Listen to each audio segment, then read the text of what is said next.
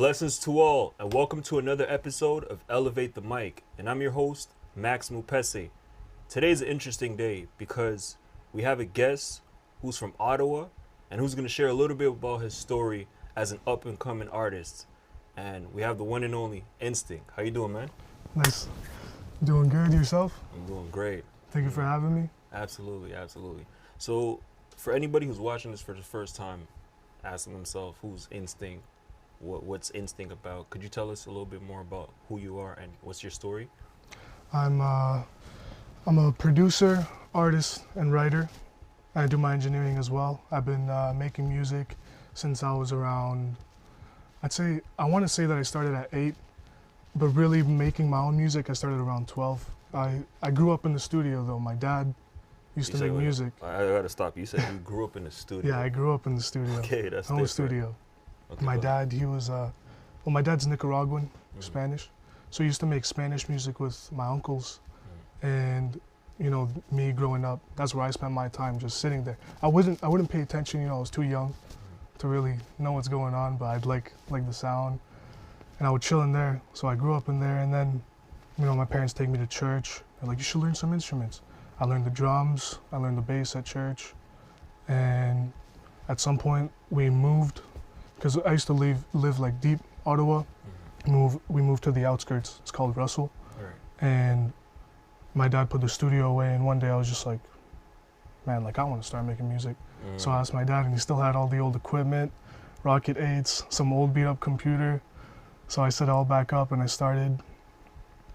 I was about 12 when I started recording. And I did it all myself, home studio. Slowly with time started upgrading more and more. But yeah, really most of my inspiration would be from that. That's what got me going. That's different. First and foremost, you said you grew up in the studio. Yeah. And second thing I realized is that your dad was already your mentor as you started in the quote unquote music industry for the most part. So what would you say are certain things that your father taught you that you still apply today?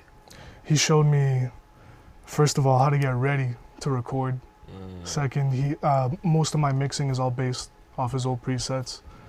And just another thing too, he always told me for hip hop, when you're recording hip hop songs, have a conversation, make it sound like you're talking to the people. Okay. Always bring in character, always, you know, tell about yourself, but in a comfortable way. You can never sound shy behind the mic. That's it. Yeah.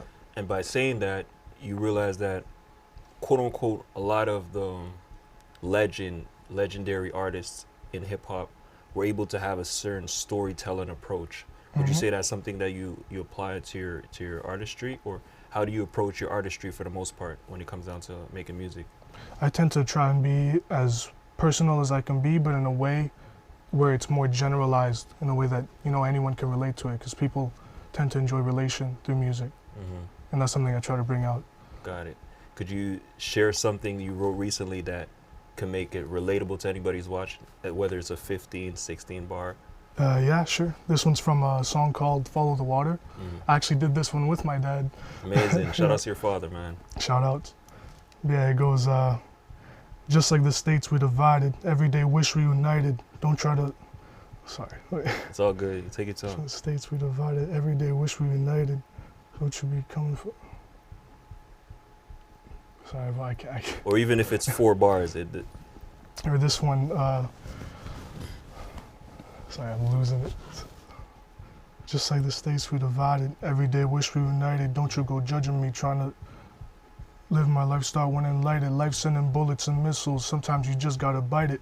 I know acceptance the route to take, but I'm still trying to fight it. Follow the water, but it's been flowing in roughest of currents. Check every angle, but it's been losses on constant occurrence. Sobbing and slurring my words, part of me, I'm under burdens. Everything happens for reasons, yet this is messed up for learning. I didn't go chase a degree, didn't want the constant routine, so this what it takes to be free. Find every method to chase my dreams, hope I make it to see the plaques on my wall, but don't give in to the snake in the tree. All things are possible through the Lord, won't you take it from me? I love it. But they're just trying to take it and leave. That's good. Keeps That's going, good. I gotta give you that for that. That's good. You're doing it on the spot, you know? Yep. Not written, whatever. So when I hear this, I want to know, like, who are some of your inspirations as you started making music? Because Obviously, your father was one of your inspirations, but who would you say as an artist that was really someone that inspired you for the most part? The first two people that really like clicked something in my head that, like when I heard them, that I'd say influence a lot of my styles are J. Cole and Party Next Door. Okay. Those are like my two biggest influences on everything Interesting. I do. I focus a lot on hip hop and R&B. So you got two different worlds, like Yeah. J. Cole, you got more of the deep spiritual approach, and Party Next Door, you know, you got different nuances, you know, different types of styles. Like, would you say that's something that helped you create a certain gimmick for the most part? Yeah, I'd say so. I'd say it helps me like kind of, because I feel like when it comes to influences on artists, like everyone becomes their unique sound by creating something based off everyone else they grew up listening to, right? So like it tends to affect like that, I'd say. Got it. And who do you listen to the most for the most part, like when it comes out Listen to music? to? Yeah. Honestly, for the past few years, myself. Okay. Like I'd say I listen to myself the most because I tend to make things I want to hear, right? That's different because when I hear that, one thing I liked about the late great Kobe Bryant, what he was doing was that he always evaluated himself. So whenever, let's say, he finished playing a basketball game, he would go back to, you know, the quote unquote drawing board and pay attention to some of his mistakes. Okay, where did I fail, or where did I could have done better, and approach the next game in a different manner because he learned from his previous mistakes. Would you say that's something that you're also able to apply whenever it comes down to making music? Yeah, I'd say so. So I feel like every time I get this feeling every time I drop, where it just hits me. I'm like, I'll be loving the project the whole time I'm working on it. I'm listening to it. Everything's nice. But the second it drops, I'm like, I can do better than this. Every single time, it doesn't fail. So I always try to, you know, I look at where I think I could have done better, what aspects. It could be the mixing, it could be the writing, whatever it is. It always feels like I can do better than what I've released. And it's a thin line because as creatives, we don't necessarily want to be overly critical on how we approach our music or how we approach our art. However, at the same time, you want to tell yourself, I could do better, and you know, not necessarily beat yourself up. So how are you able to manage that thought or even that philosophy for the most part? I'd say it's a blessing and a curse because at the end of the day, like you're your own biggest critic. Yeah. You know, I've made a lot of songs that I've showed to people that are not out, and they'll be like, "Oh, this is so good," but like I see, you know, myself, I'm the one who made it, so I see like this flaw, that flaw, but because of it, I always end up improving. So I don't tend to see it like too bad of a thing. It's just I'll always see room for improving. And not beat yourself up too bad, like too much. Okay. When it comes down to Ottawa, right? Because you said you grew up in Ottawa. You were born and raised in Ottawa? Yeah, I was born and raised in Ottawa till about, we moved to the outskirts of Ottawa in like I was in sixth grade. That was around, I think it was 2015. Okay. And then moved to Montreal, or you? Moved to the outskirts of... Okay, so you're not necessarily settled in Montreal yet? Yeah, no. Okay. Are you planning on doing that sometime? Oh yeah, I'd love to. The music scene is great out here. Okay. As far as like the difference is, we all know that Montreal is just like a live city that parties for the most part in the summertime. And what would you say are some of the differences that helped you as an artist whenever you record in Montreal? Because you did your first show in Montreal, right? Yeah. And could you tell us about that, like how that show in Montreal specifically helped you, contrary to like when you started making music in Ottawa, like some of the differences? Yeah, it just I don't know what it plays in the head, but there's like a subconscious feeling of being in a live city that just it activates something in your brain. It like flicks a switch, gives you more. I feel like it makes me more creative, being in a more creative area. I would say, because it feels like, you know, Ottawa's nice and calm. I feel like when I'm in Ottawa, it's a cold, quiet city. That's what it feels like. You said a cold, quiet? Yeah, cold, quiet city.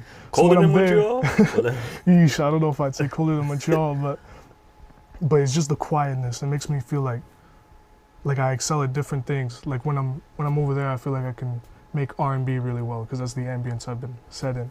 But like when I come out here, I love making like trap music and so on. So, and doing that first show, it was crazy to me because a lot of people from, Ottawa came all the way out to come to the show, and That's it's like serious. it just showed me like no matter where I go, like I do have people supporting me. That's great, and, man. But yeah, this Montreal show, like it helped a lot. I learned a lot. I learned how to be in front of people, how to perform, because that's something I've always struggled with, like as an artist. It's just being in front of people, being a person. Right. Because a lot of creators are introverts for the most part, and then stepping out of their comfort zone is like asking them to do the most. And sometimes it could feel like it's the worst. However, it always pays off at the end. Exactly. You realize it. So, what are your expectations after you've done a show like that? Like, you have certain expectations, or you simply have certain goals you want to reach that are not necessarily too many expectations for you. Yeah, my current goals, like I'd say, like this year, let's say, if we want to put it in a bracket, I'm trying to do more music videos. Right. I'd like to do more shows. My first show, like I learned what to do and not do, how to control my breath more on stage. It's tiring up there, man. It's tiring. But I'd love to do more shows. I'm looking forward to. There's a couple available venues in Ottawa. We'll do some closer to home. I've also been traveling because I recently got a new creative director. He lives in LA. So congratulations, by the way. Thank you. So I'm trying to, just go out there, spend time out there because they have things they want to work on out there, which will be good for promo. And I'd say for the most part, that's really it this year. Most of the time that I've been making music, I've focused more on the dropping over promotion. So that's probably my biggest goal this year, flipping that around. When you say less music, more promo. Okay, got it. Could you expand on the dropping? Because not too many people are familiar with that term. Yeah, when I release music. Okay. Yes. Like last year I released like 45 songs, I think it was. It was like 3 tapes and like 4 EPs. That was last year, and 45 songs. Last year. Yeah, it was 45 songs EPs? total. You said? It was, okay. So first I had this album called Blacksmith, then there was an album called Lair, another one called High Demand. After that was another album called Eidolon. Okay. After that was an EP called Mirage. Good stuff. Yeah. All on the same platforms, like people could. All platforms, everywhere. Could you let the audience know where to get the music? Is Instinct. You can find it everywhere: Apple Music, Spotify, YouTube Music, anything you can really think of. On your Snapchat stories, your Instagram stories, all of it. It's everywhere. You already took the first step, which is perform and record music and put the music out. So, like, for any young artist, and I'm talking about young, roughly around 14, 16, that is watching this for the first time and is quote unquote afraid to, or even doubting themselves to make that first step in recording music, how could you connect with that person? What would you say to that individual? I said that the first thing you gotta do is break out of that box, because that stress feeling where you think, oh, I'm gonna get judged by so-and-so and so-and-so, doesn't really matter, because you're building your future. You gotta just step out of it for a second and think, where can I take this?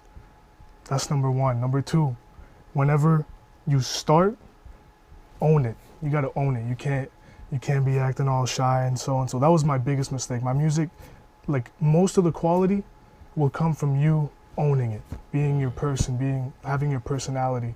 You can't sound all shy. And I'd say just take it as far as you can go. Don't be scared to invest in yourself. Don't be scared to invest time in it, because it all takes time. That's all it is. Don't give up.